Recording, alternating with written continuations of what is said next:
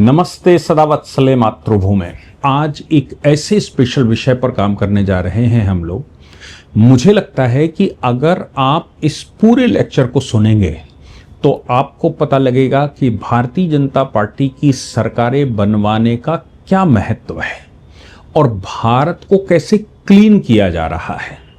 भारत को क्लीन करने के लिए दो तीन विषय हैं। पहले तो घुसपैठियों वाला विषय मैं कई बार लेता हूं, जब भी आता है तब लेता हूं। दूसरा जमीनों का विषय है, क्योंकि इस्लाम एक भू राजनीतिक आंदोलन है और ये जो किताबिया जो अपने आप को कहते हैं, किताबिया से मतलब मुसलमान अपने आप को कहें या फिर ईसाई अपने, इनका सबका एक उद्देश्य है भू राजनीतिक आंदोलन करना। ये रिलीजन के नाम से करते हैं, ये रिलीजन्स को आगे बढ़ाते हैं। भारत में रिलीजन को इतना महत्व नहीं दिया गया, हमने धर्म को महत्व दिया, मानवता को महत्व दिया। लेकिन ये रिलीजन के आधार पर ही, किताब के आधार पर सारे संसार में अत्याचार करते हैं।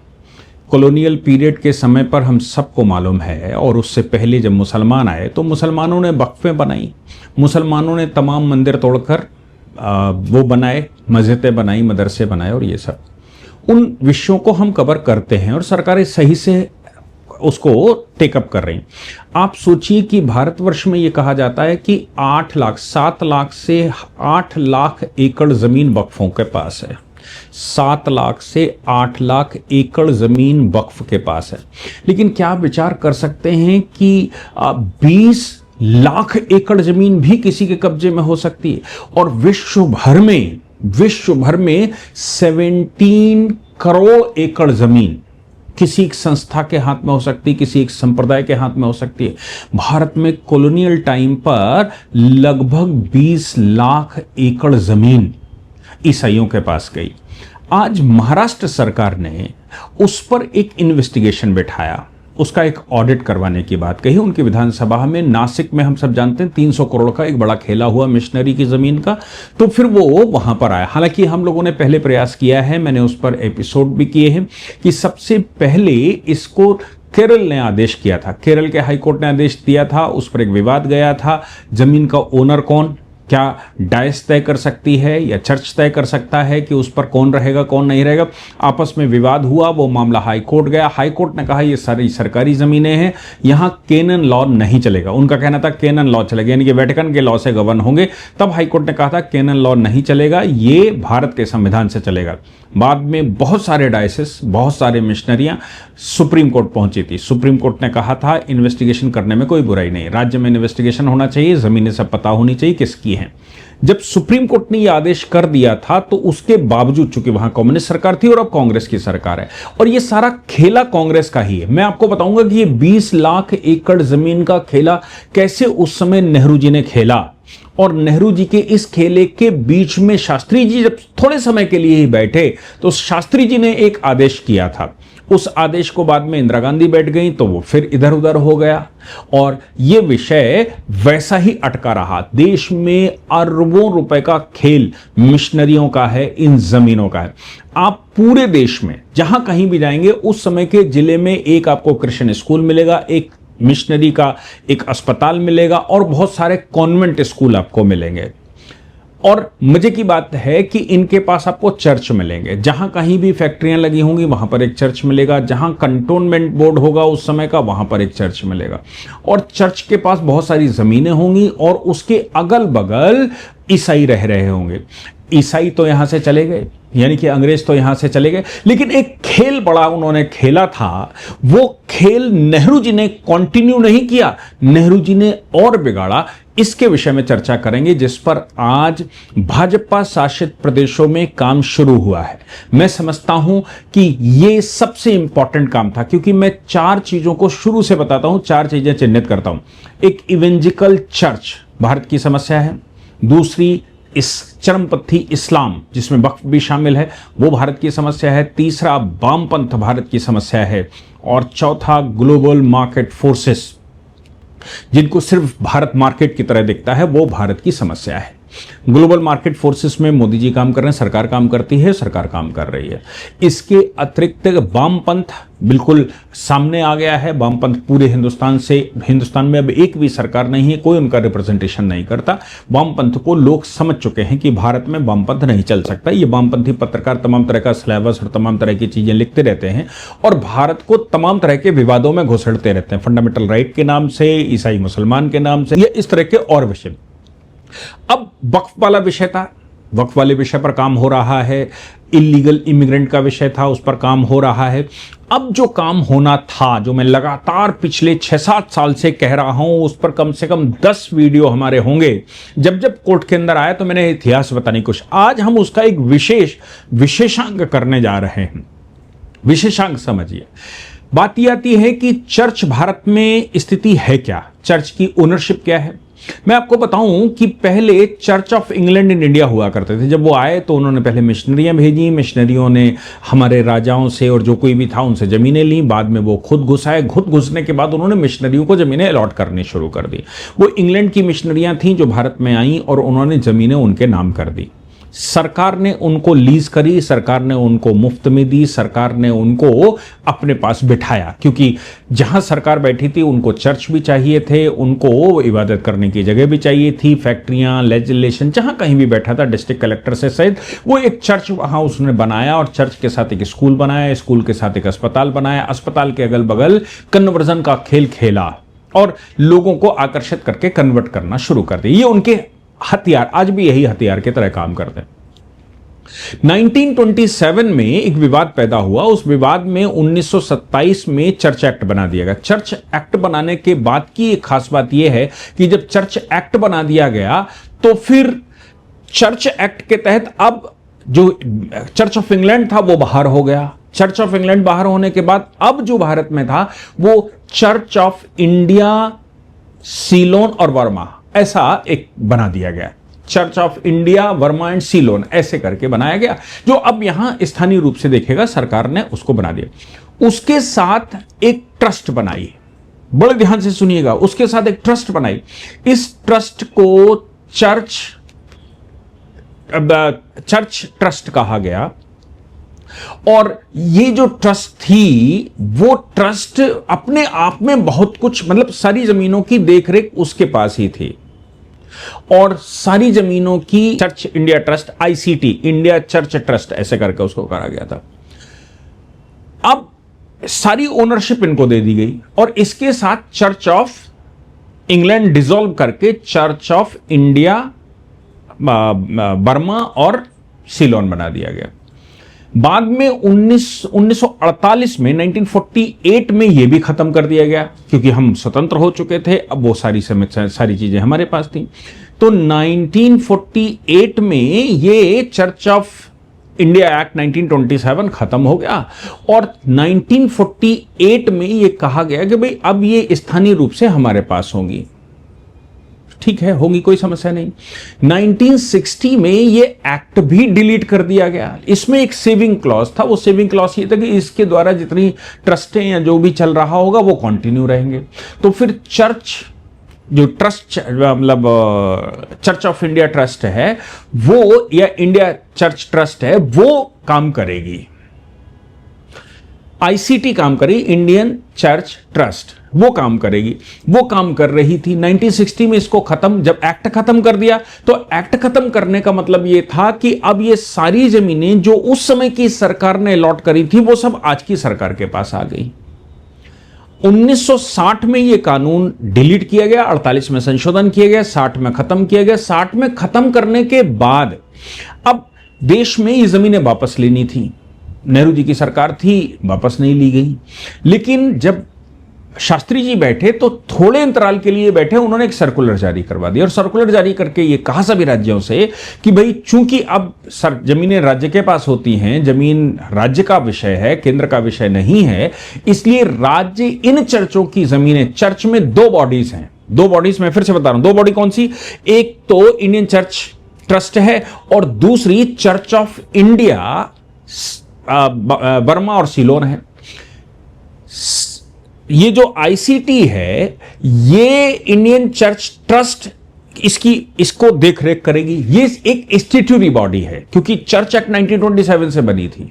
अब ये स्टैट्यूटरी बॉडी होते हुए इसकी ये ओनरशिप बननी चाहिए और ये धार्मिक काम करेंगे। बाद में ये चूंकि एक्ट ही डिसॉल्व हो गया, लेकिन वो ट्रस्ट चलती रही, पर सरकार ने वैक्यूम छोड़ दिया।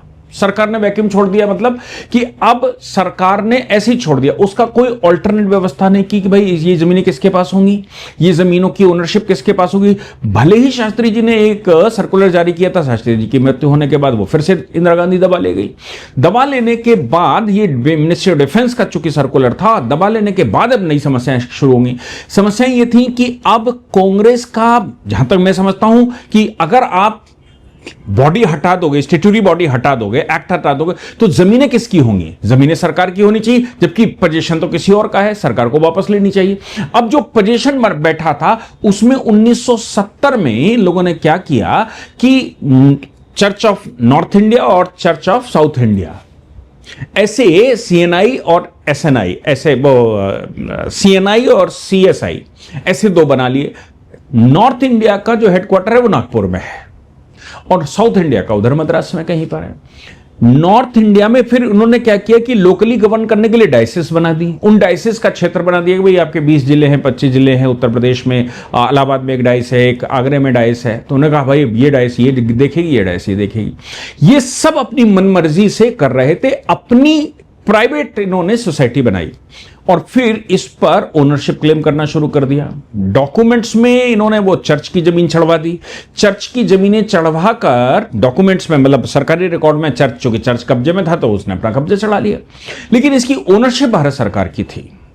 डाइसो ने इसको बेचना शुरू कर दिया, प्राइवेट मॉल बनने शुरू हो गए, कन्वर्जन करके पहले ईसाई बनाओ, ईसाई बनाकर उनको यहां पर रखो और फिर उनको मकाने लौट कर दो तो अपनी आबादी भी बनी रहेगी। ये सब कुछ होता रहा।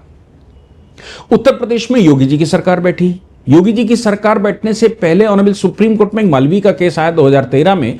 उस केस में ऑनरेबल सुप्रीम कोर्ट ने कहा भाई आपकी ओनरशिप नहीं बनती, आईसीटी आप नहीं है, आप इंडियन चर्चेस ट्रस्ट नहीं है, और आप जब ट्रस्ट नहीं है, चूंकि ट्रस्ट वो स्टैट्यूटरी बॉडी थी, सरकार की बॉडी थी, इसलिए ये जमीनें आपकी कैसे हो सकती हैं। सीएनआई और सीएसआई दोनों ने इन जमीनों को अपना बता दिया, लेकिन इसमें कुछ होशियार ईसाई भी थे, उन्होंने सेपरेट ट्रस्टें भी बना ली, उन्होंने सेपरेट सोसाइटीज भी बना ली, और जहां जो कब्जे में था उसने अपना स्कूल बना लिया, उसने अपना वो बना लिया। क्योंकि सबको, सभी उस समय के ईसाइयों को मालूम था कि अब जो सरकारी जमीनें हैं इनका कोई माई बाप नहीं है, इनको जो रिकॉर्ड में पहले से चढ़ा हुआ है मिशनरी की जमीन वही कंटिन्यू, उसका लाभ उठाया। तो ट्रस्ट बनाई, ट्रस्ट बनाकर वो जमीन और बेचना बचना शुरू कर दिया। एक पीटर बलदेव का केस गोरखपुर से आया और पीटर बलदेव के केस में इन्होंने 10,000 करोड़ की जमीन बेच ली उसने। हम लोग एक्टिव हो गए, मतलब देश के लोग एक्टिव हो गए। देश के लोग जब एक्टिव हुए तो योगी जी के पास मामला गया, इन्वेस्टिगेशन बिठाया गया। उन्होंने उस समय कुछ डिस्ट्रिक्ट कलेक्टर्स को कहा भी था मिशनरी की जमीनें, और पीटर बलदेव को जेल हो गई, उसकी गिरफ्तारी होगी। भाई सरकारी जमीनें कैसे बेच सकते हो। अभी केरला हाईकोर्ट ने भी ये कहा था, चूंकि उनके पास भी डॉक्यूमेंट पहुंचाए गए थे कि भाई ये जमीनें सब सरकारी हैं, ये लोग आपस में लड़के कैसे कर सकते हैं। ये क्या करते हैं, आपस में लड़ते हैं और एक डिग्री सिविल कोर्ट से ले लेते हैं, सिविल कोर्ट की डिग्री के आधार पर उसको अपने नाम चढ़वाते हैं और फिर उसकी ओनरशिप क्लेम कर देते हैं और फिर उसको बेचना बचना शुरू कर देते हैं। डिस्ट्रिक्ट मैजिस्ट्रेट से मिल लेते हैं या फिर वहां रजिस्ट्रार से मिल लेते हैं और रिकॉर्ड चूंकि पुराना वाला वही लिखा है वो उसको बेचना शुरू कर देते हैं। ऐसे करके मिली भगत करके पूरे देश में 20 लाख एकड़ जमीन, मैं समझता हूं कि रेलवे डिफेंस के बाद सबसे ज्यादा जमीनें चर्चों के पास हैं। वो सब सरकारी जमीनें, 100% सरकारी जमीनें। इसको ध्यान में रखते हुए जब ये नासिक वाला केस आया तो नासिक के केस में किसी विधायक ने हाउस में जांच के लिए कह दिया, 300 करोड़ का मामला है, ये बेच रहे हैं। देवेंद्र फडणवीस की सरकार ने कल या आज ये आदेश किया कि भाई एक चर्च ऑडिट किया जाएगा।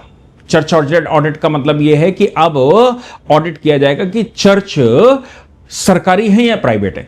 अगर उनमें से कोई मेरे संपर्क में आता है तो मेरे पास सारे डॉक्यूमेंट्स हैं, हमारी टीम है एक बड़ी, उसके पास सारे डॉक्यूमेंट, मेरे पास नहीं, सारी टीम के पास डॉक्यूमेंट्स हैं, और ये बताने के लिए ये सारी सरकारी जमीनें हैं, ये सारी सरकारी जमीनें वापस आनी चाहिए। ये देश का पहला राज्य बना जिसने एक चर्च ऑडिट की बात करी है। वो अधिकारियों की मिलीभगत ना हो अगर, क्योंकि ये अरबों का खेल है, क्योंकि मिशनरियों के हाथों से अरबों 300 400 500 करोड़ रुपए की जमीन बेचते हैं वो एक एक प्लॉट। आप ये जो कोई भी देखेगा वो देश भर में देखिए कि मेन लैंड है इनके पास होंगी शहर के बीचों बीच में। अब उसमें एक एक मॉल खड़ा करने 100 200 500 करोड़ की बिकती है, और ये अरबों करोड़ की जमीनें हैं शहर के बीचों बीच में।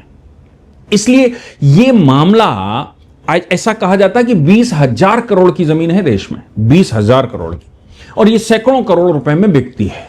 मॉल बनते हैं, उनमें ओनरशिप होती है, स्कूल बनते हैं उनमें। ये जो आपको ये सेंट फलाना, सेंट धमाका, ये सेंट मैरी और ये सब मिलेंगे, ये सब सरकारी हैं। ये जो आपको कॉलेज मिलेंगे ये सरकारी हैं, चर्च तो सरकारी हैं ही है, मिशनरी के जो हॉस्पिटल आपको मिलेंगे वो गवर्नमेंट है आज की तारीख में।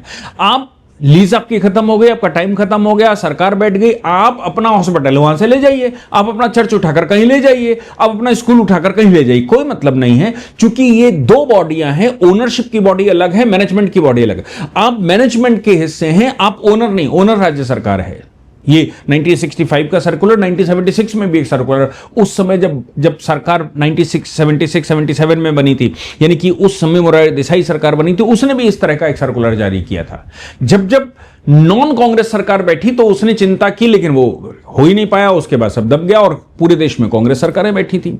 आज की तारीख में भाजपा की केंद्र में सरकार है और राज्यों में भी भाजपा की सरकारें हैं। उनके संज्ञान में यह मैटर आता है, चूंकि ये समस्याएं भारत की है, तो वो इस पर ऑडिट बिठा रहे हैं। मैं देवेंद्र फडणवीस जी को सैल्यूट करता हूं कि उन्होंने उनकी विधायक के द्वारा नासिक का विषय हाउस में उठाने के बाद उन्होंने इस पर एक ऑडिट बिठाने की बात कही है। वो अलग बात है कि अधिकारी जैसे मिली भगत करके सैकड़ों करोड़ रुपया अंदर बाहर करके इसको सेटल कर रहे थे, और इनके विदेशी कनेक्शन भी है, चूंकि ईसाई समुदाय को पालन करते हैं, वहां से विदेशी फंडिंग और विदेशी कनेक्शन भी है। तो यहां हमारे अधिकारियों को भी इनके पास जैसे ही जाते हैं तो वो कहते हैं कहां ले जाएंगे, पैसे देंगे तो कहां ले जाओगे, तो तुम्हारा हम विदेश में शिफ्ट करवा देंगे और ये वहां पहुंचवा देंगे, वहीं अपने बच्चों के नाम कर देना। बड़ा हवाला का भी खेल वहां चल रहा है। इसलिए देवेंद्र फडणवीस सरकार के द्वारा जिस तरह चर्च ऑडिट बिठाया गया है, पूरे देश के हर एक राज्य में चर्च ऑडिट बिठाना। मैं नहीं कह रहा हूं कि जमीनें हमारी हैं, मैं कह रहा हूं उस जमीन की ओनरशिप। जैसे वक्फ को कहा सरकार ने कि भाई आप ओनरशिप बताओ कि आपकी ओनरशिप कैसे है, आप इसके ओनर कैसे हैं, वैसे ही चर्चों से भी पूछा जाना चाहिए कि ये चर्च पर जो आप बैठे हैं, स्कूल पर आप बैठे हैं, जमीन आपकी, आप जिस पर बैठे हैं, ये आपकी कैसे है, ये आपकी ओनरशिप में है क्या, ये इस पर आपकी ओनरशिप कैसे हो सकती है। मैं समझता हूं कि इस प्रकार का ऑडिट पूरे देश में होना चाहिए और पूरे देश में 20 लाख एकड़ जमीनें वापस आएंगी। तो आप सोचो कि देश भर में कन्वर्जन का जो खेल जमीनों के आधार पर खेला जा रहा है उस पर कंट्रोल होगा। कन्वर्जन के खेल के अलावा मिशनरियां जो खेल खेल रही हैं उस पर कंट्रोल होगा। और इसके अतिरिक्त ये जमीनें गरीबों के आवास बनाने और काम करने के लिए आवश्यक हैं, सरकारी प्रोजेक्ट चलाने के लिए आवश्यक हैं, देश का डेवलपमेंट रिस्ट्रक्चरिंग हो रहा है, उनके लिए ये जमीनों की बड़ी आवश्यकता है। मैं समझता हूं कि सरकार ने जो किया है वो अपने आप में काबिल तारीफ है। हालांकि केरल में पहले से ऑर्डर हैं 2022 के, लेकिन केरल सरकार नहीं करेगी क्योंकि वहां कम्युनिस्टों के बाद अब कांग्रेस की सरकार बैठी हुई है। लेकिन भाजपा की सरकार जहां बैठी है वो तो कर ही सकते हैं। जय हिंद, जय भारत, वंदे मातरम।